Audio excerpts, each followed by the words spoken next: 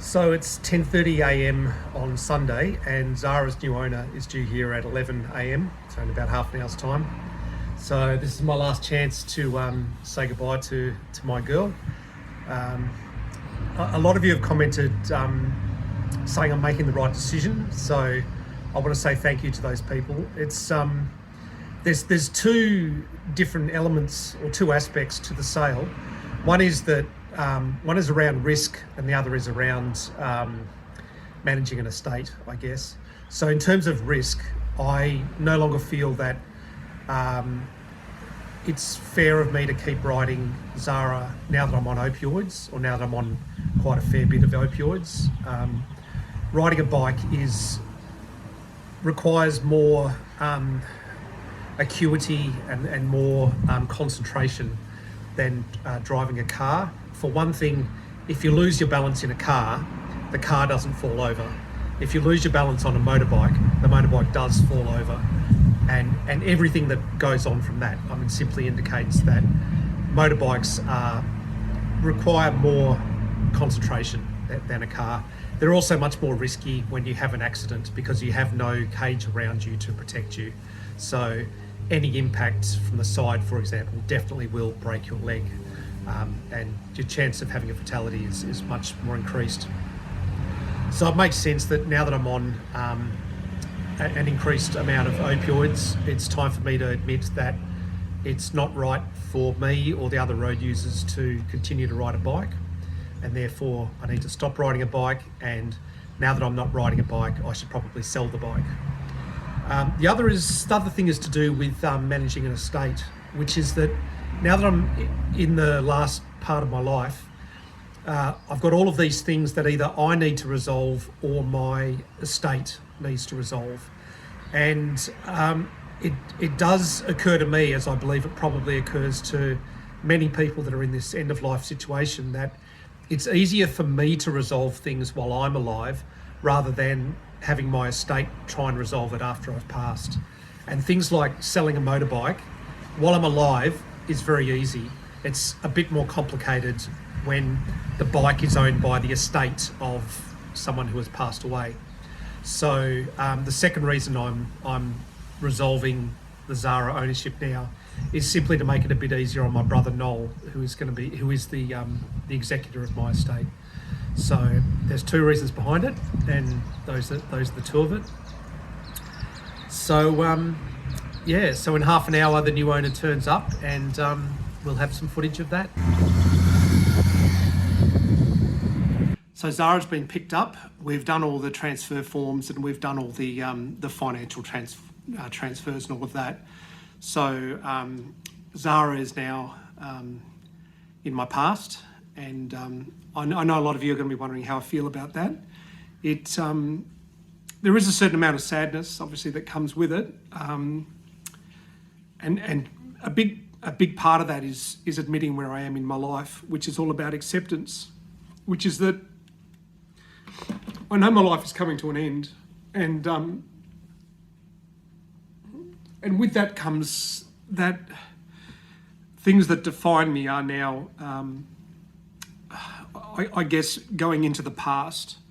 And so obviously in this case, motorbike riding is part of that. That's now in my past, and I accept that. And pretty soon everything about my life is going to be in the past. So I'm moving towards that point. And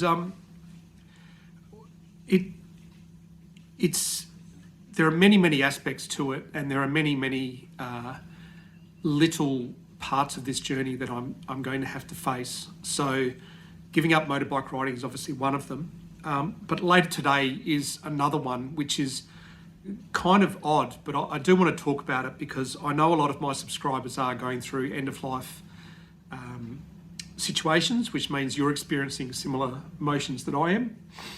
And so this little odd one that I'm about to tell you about is one just to reassure you that if you're having these little odd feelings as well, then it's not just you, that other people do have them. In a previous video, I'll put a link down to it below, I describe how to reset airbag control modules using an EEPROM programmer. And this is an EEPROM programmer here. And it took me months and months and months to work out how to do it. And when I published that that video on the internet, as far as I know, mine is the only video on the internet that actually shows you how to do it, because it is so obscure and so complex to work it out that basically no one outside of Mazda, no one outside of you know, factory organisations had actually worked out how to do it with a home EEPROM reader. But I did reverse engineer it eventually, and I shared that information with the internet, and it was well received.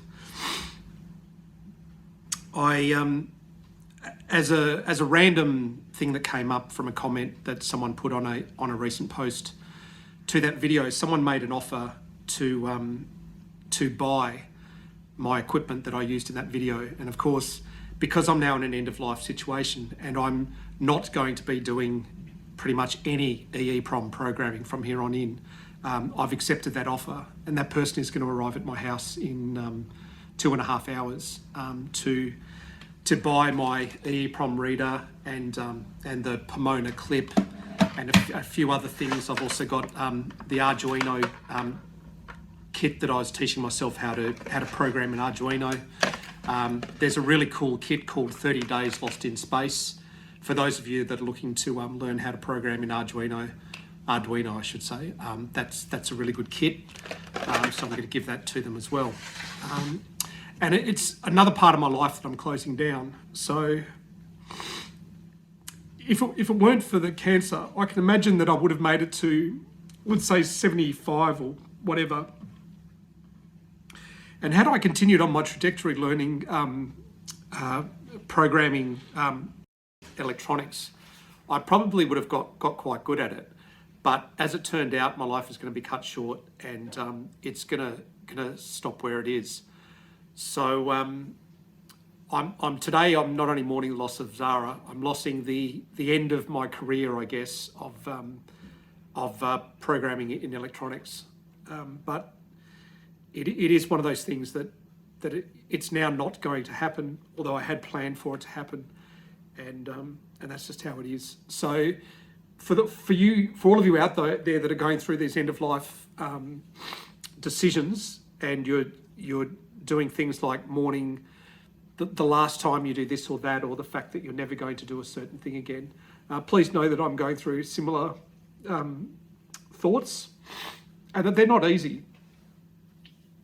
But I think getting towards the end of your life is all about acceptance, and a big part of that acceptance is accepting this is the last time you ride a motorbike. This is the last time you program an integrated circuit.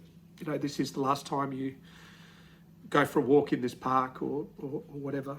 And certainly I understand what you're going through. I share that process with you. So here we are. So please do click the care button. The care button does help me get more subscribers.